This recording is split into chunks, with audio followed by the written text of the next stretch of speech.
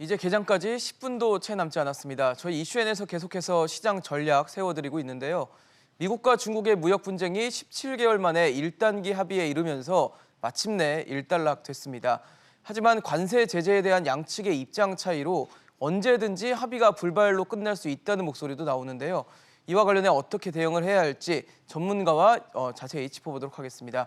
한양대 경제금융학과 이정환 교수 나오셨습니다. 어서 오십시오. 예, 안녕하세요. 교수님, 어제자로 해서 6거래일 연속 강세를 이어왔던 이 코스피 지수가 좀 꺾인 모습을 보였는데 아무래도 저희 오늘 이 주제처럼 미중 무역 분쟁의 불씨가 좀 남아있기 때문에 그런 영향을 준 거라고 봐야 될까요? 예, 사실 교과서적인 이론에 따르면 좋은 뉴스나 나쁜 뉴스나 네. 가격에 즉각적으로 반영이 돼야 된다. 그러니까 그 말은 이미 미중 무역 분쟁이 1단계 협의에 갔다는 호재는 어제 혹은 그저께 그러니까 나온 그저께죠. 나온 네. 그저께죠. 그저께 이미 반영이 다 됐고 이제 새로운 뉴스들에 대해서 어떻게 반응할 것이냐가 주가에 크게 영향을 미치는데요. 사실 이번 딜 자체가 스몰 딜이다. 예. 너무 작다. 그러니까 어떻게 보면은 지적재산권 문제라든지 아니면 금융권 개방에 대해서 굉장히 희미하게 어떻게 보면 구체적이지 않게 갔다라는 이야기가 많고 그다음에 1차가 끝나면 2차가 그쵸. 가야 되는 이제 어떤 또한 불확실성. 그러니까 내년에 되면은 또 대선 끝나고 2차 협상 혹은 대선 전이라도 2차 협상이 갈 가능성이 많은데 예. 2차 협상이 또 어떻게 될 것이냐. 거기에 따라서 관세가 또 왔다 갔다 할 수 있다는 불안감. 어떻게 보면 불확실성이 남아 있고요. 가장 급하게 말씀해 주신 대로 중국 측에서 사실 지금 강력하게 어떤 주장을 내놓고 있지 않는데 중국 측의 입장에 따라서 이번 1차 협정이 깨지는 게 아니냐 이런 불확실성이 계속 반영이 되고 있어서 좋은 뉴스는 사실 그저께 이틀 전에 반영이 많이 됐고 이제 어제는 이런 불확실성이 커지는 거에 따라서 어떻게 보면은 주가가 하락하는 경향을 보일 수도 있었다라고 이야기할 수 있겠습니다. 그럼 일단 1단계 합의를 했다는 좋은 뉴스는 이미 반영이 됐고 그다음에 나오는 이제 새로운 뉴스들에 따라서 시장이 변동을 할 텐데 사실 미중의 이 1단계 합의 최종 서명도 아직 안 한 상태이기 때문에 최종 서명할 때까지는 이 불확실성이 계속 이어진다라고 봐야 될까요?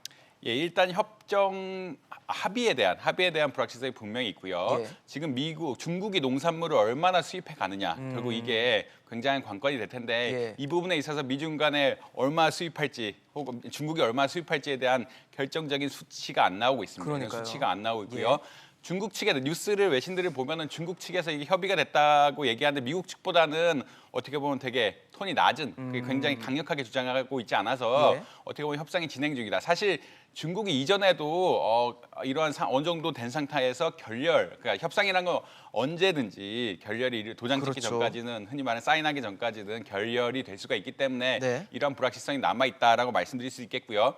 설사 이제 1차 합의가 뭐 예정대로 다 된다고 할지라도 아까 말씀드린 대로 2차 협의가 어떻게 되느냐, 그 시점이 어떻게 되고 그 범위가 어떻게 되느냐에 따라서 여전히 불확실성은 남아 있다. 그래서 어제 말씀드린 대로 어제처럼 주가가 어떻게 보면은 호재에 이틀 연속 반응하지 않고 주가가 오히려 떨어지는 이런 경향성을 보일 수 있는 그런 상황이라고 말씀드릴 수 있겠습니다.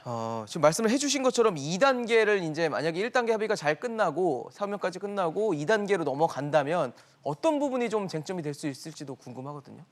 사실은 미국과 중국 간의 갈등의 가장 큰 부분은 중국이 기업에 대해서 불법 보조금을 지급하는 부분하고 그다음에 중국의 어떻게 보면 지적재산권 그렇죠. 문제 이 두 가지 문제가 가장 원론적인 이슈고 사실은 중국은 중국 경제 성장률을 6% 혹은 5%대로 안정적으로 유지하기 위해서 이러한 정책을 쉽게 포기할 수는 없는 상황이니까요. 그렇죠. 이런 쉽게 포기할 수 없는 상황에서 미국 측이 요구하는 것은 정말 어떻게 보면 적극적인 정책, 기업에 대한 미국이 보기에는 불법적인 보조금을 취소하고 그 다음에 이제 IT 기업들에 대해서 지적재산권을 미국이 가진 지적재산권에 대해서 인정을 해줘라. 네. 그럼 로열티를 내줘라. 이런 식으로 크게 보면은 강건하게 갈 것 같고 그다음에 두 번째 이슈는 어떻게 보자면 지금 1차 협정에서 불확실한 상황.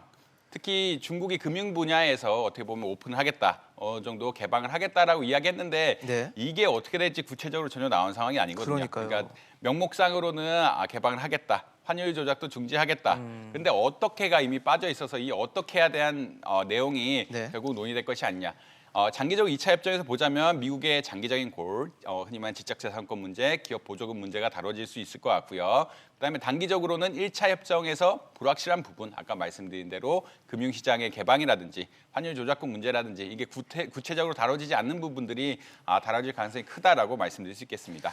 사실 아까 중국 얘기하시면서 이제 6% 성장에 대한 5%대 성장이든 6%대 성장이든 성장률에 대한 얘기를 해주셨는데 그만큼 내년에 미국과 중국의 경제 상황이 또 협상에 영향을 크게 줄 것 같아요.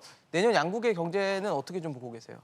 예, 이미 뉴스가 조금씩 나오기 시작하는데 네. 미국은 사실 지금 2009년부터 계속 호황기라고 그러니까요. 하죠. 호황기 국면에 있어서 내년에는 조금 여전히 경제 성장이 나쁘진 않지만 가장 최고점에서 내려간 상황. 근데 지금 워낙 고용 지수가 좋게 나오고 그러니까요. 이런 상황이라 잘 나오고 쉽사리 떨어질 것 같지는 않습니다. 사실 올해 성장률도 2점대 초반에 예상했는데 2.6%까지 나온다라고 지금 예상하고 있거든요. 그렇기 때문에 올해도 계속 잘 되고 있고 그 경향이 아마 내년에도 유지되지 않을까. 그래서 쉽게 떨어지지 않을 거다. 네. 그래도 적어도 아주 좋지는 않지만 네. 그래도 떨어지지 않을 것 같고요. 중국은 올해는 6%를 어느 정도 유지할 거라고 예상을 하는데 내년에는 5%대로 떨어지지 않을까. 경제 성장 자체가 5%대로 떨어지지 않을까라는 우려가 있고 그래서 이번 미중 협상을 통해서 내년 경제 성장률 올 혹은 내년까지 한 0.23%를 올린 효과가 있지 않느냐라는 이야기가 나오고 있는데 중국 자체의 상황은 미국보다는 좋지 않다. 여러 네. 가지 제조업이라든지 채권의 문제라든가 너무 기업들이 채무가 많다든지 이런 구조조정을 해야 된다든지 문제들이 있어서 좋지는 않다라고 볼 수 있겠습니다. 그래서 미국은 어떻게 보면 완만한 성장, 중국은 그래도 무역 협정을 통해서 5%로 떨어지는 걸 조금 막는 효과가 있지 않을까라고 예측할 수 있겠습니다. 그러면 미중 갈등하고 합의되는 과정을 봤을 때 우리한테는 너무 나쁜 영향을 준 것만은 아닌 것 같기도 한데 어떻게 보고 계세요? 사실 사실 일본하고 한국 문제하고 비슷한데요. 일본에 수출 규제를 하면은 한국에서 수입원을 수입이죠. 바꾸죠. 그러니까 그 한국에서 수입원을 바꾸게 다변화한다거나. 다변화하는 예. 그런 경향이 있었죠. 그러니까 지금 미국이 관세를 올리니까 미국 기업들이 한국으로 중국의 대체제를 찾는다 그러는데 중국에서 사야 될 것을 이제 한국에서 사는 이러한 대체적인 효과가 있어서 대미 수출이 한국에 좀 늘어났다. 이런 긍정적인 효과가 있었다라고 이야기하는데요. 근데 경제 전체로 보자면 이게 효과가 장기적으로 지속되기가 쉽지 않고 그다음에 결국은 우리나라의 대중 무역 의존도가 굉장히 큰 상황. 그렇죠. 그러니까 2010년대 넘어와선 사실 대중 무역 의존도가 굉장히 크고 네. 중국의 경제 성장률이 1% 정도 낮아지면 한국도 0.23% 떨어진다는 그런 같이 수치적인 그런 통계들이 있고 뭐 직접적으로 환율 시장이나 주식 시장이랑 봐도 네. 중국하고 거의 연동이 돼 있다. 지금 많이 연동이 돼 있는 상황이기 때문에 중국 경제에 의존하고 있는 상황이고 이에 따라서 사실 중국 경제, 그러니까 미중 무역 갈등이 잘 해결이 돼야 그러니까 대체 효과를 흔히 말하는 대체 효과를 노리기보다는 중국 경제가 완만하게 성장세를 천천히 연착륙하는 그 단계에 가서 한국 수출이 잘 돼야 결국은 경제 전반에 좋은 시나리오다라고 말씀드릴 수 있겠습니다. 알겠습니다. 오늘 시장 인사이트 이정환 교수와 함께했습니다. 말씀 감사합니다.